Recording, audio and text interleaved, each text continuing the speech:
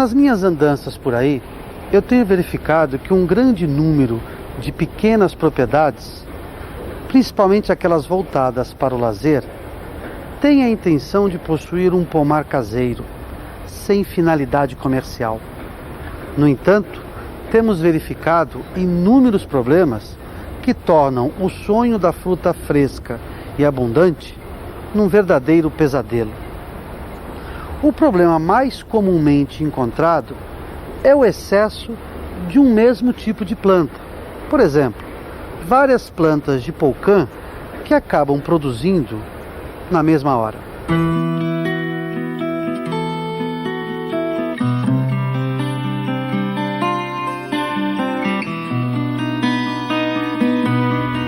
As pessoas se esquecem que as plantinhas crescem e ficam grandes.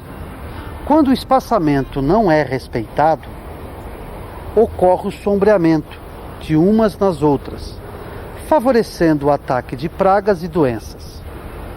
Falta de correção do pH da terra, ausência das adubações de instalação, formação e produção.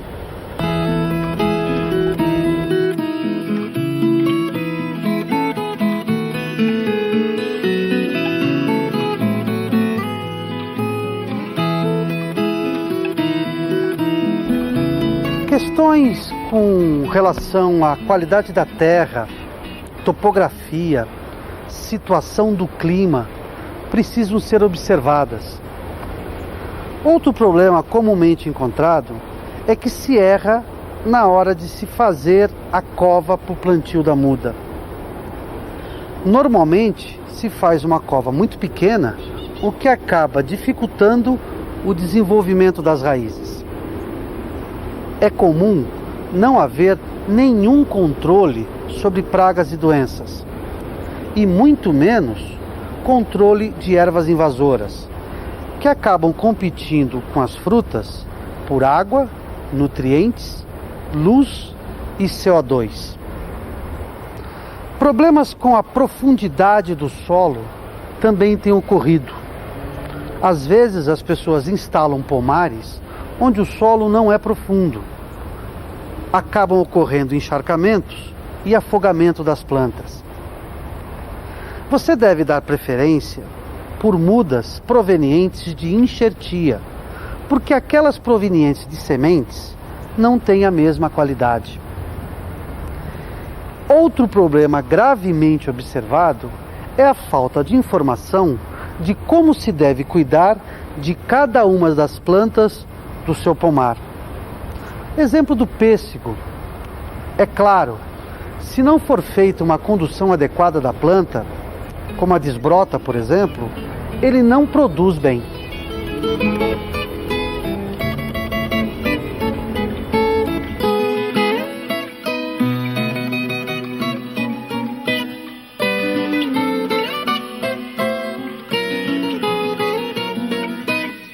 Preste bem atenção que agora nós vamos dar as dicas para que você possa instalar um bom pomar caseiro.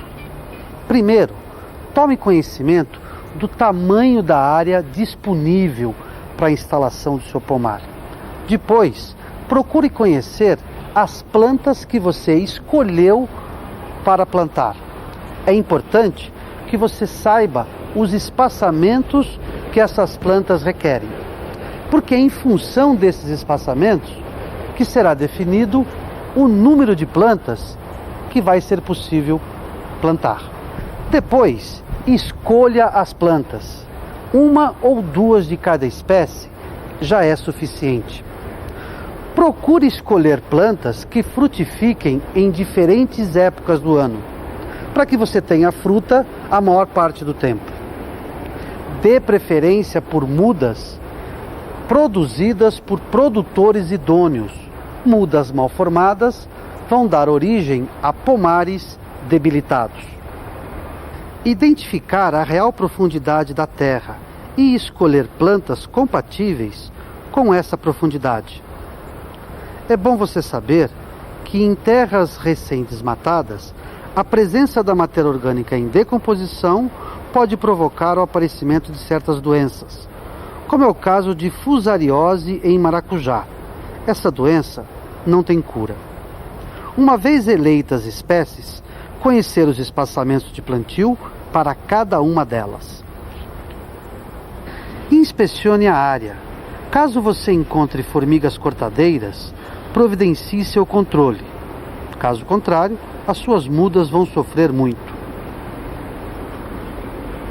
Observar a correta época de plantio de cada uma das espécies eleitas. Saber que certas plantas precisam de ajuda para se desenvolverem, como é o caso da uva e do maracujá. Em terrenos com alguma declividade, é importante que você mantenha uma vegetação rasteira, como é o caso da grama. A finalidade é evitar a erosão. Você também deve corrigir a acidez do solo. Para isso, utilize o calcário e dê preferência ao calcário dolomítico, porque ele contém cálcio e magnésio.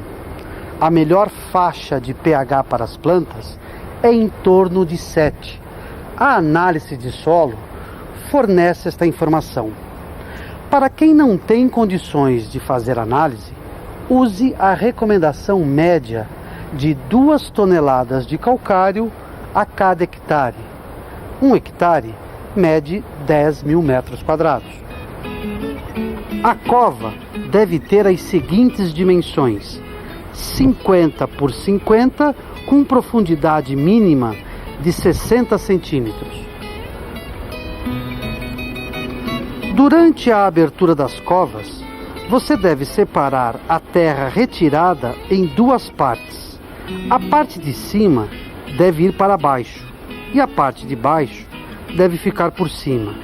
E a ela misture os adubos orgânicos e minerais. Depois de tudo misturado, feche a cova e marque o centro.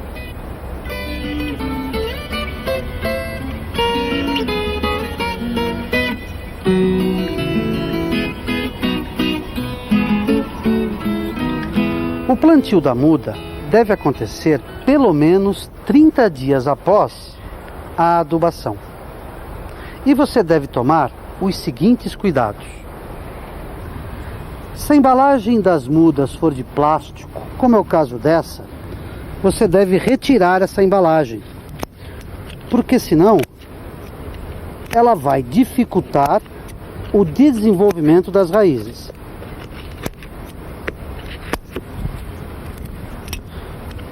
Durante a retirada, tome cuidado para não provocar o desmonte do torrão. Algumas mudas não toleram o desnudamento das raízes. Outro ponto muito importante é esta parte da planta, que recebe o nome de colo. Quando eu for colocar a muda na cova, esta parte não pode estar nem muito profundo, nem muito para cima. Se estiver muito profundo, provoca afogamento de caule. E se estiver muito para cima, pode provocar pragas e doenças, principalmente a gomose.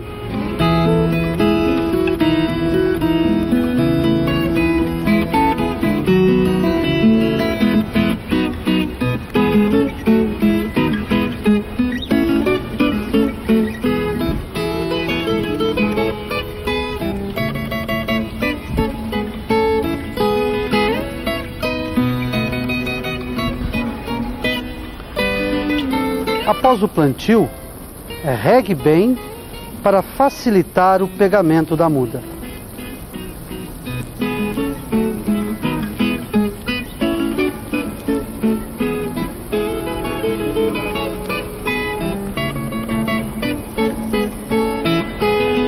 Lembre-se que a maioria das mudas de frutíferas devem ser plantadas na estação das águas, que no caso do Sudeste ocorre a partir de outubro. Você também deve prever proteção contra o sol, para o caso daquelas mudas recém-plantadas. Após mais ou menos 15 ou 20 dias, essa proteção pode ser retirada. No começo, o espaçamento é bem largo, e sobra bastante espaço. Quem quiser pode plantar alguma coisa no meio, mas tome cuidado. Essas plantas não podem provocar sombreamento nas suas mudas e ela deve receber adubação própria. Durante toda a vida útil do seu pomar, você vai ter que fazer algumas coisas para mantê-lo em ordem. Uma delas é a poda de limpeza, que é a retirada de ramos velhos, que podem propagar pragas e doenças. Outro procedimento é a eliminação de brotação indesejável, como é o caso dessa. Ela deve ser retirada, senão ela enfraquece o desenvolvimento da planta. Como trato cultural, além da desbrota e da poda, você também terá que fazer adubações nas plantas e eliminar as plantas invasoras através da capina.